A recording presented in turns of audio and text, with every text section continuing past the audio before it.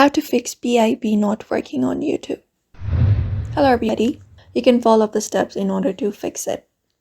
So for that, first thing is you can long press on the YouTube app and then go over to the info section. And then once you open up YouTube, what you need to do is scroll down. And here you should be finding picture in picture. Make sure it is allowed. You can tap on it first. And then you can go ahead and turn this option on if it is not on.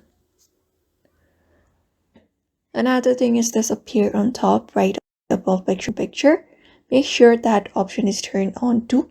So go ahead and tap on it. And then make sure this option is also toggled on. Apart from that, you can head back, go to the info again and go to storage this time. And then go ahead and clear the cache and try clearing the data as well.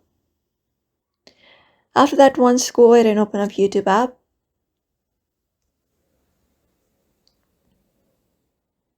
And then head over to your profile in the bottom right. Go to the top at the top. And then you may go to general. And from here also, if you have that PIP option, you can go ahead and turn it on. So that's it for now. You can follow this method if you have that issue. And also try reinstalling the application. So for now, I hope this video was helpful and thank you for watching this video.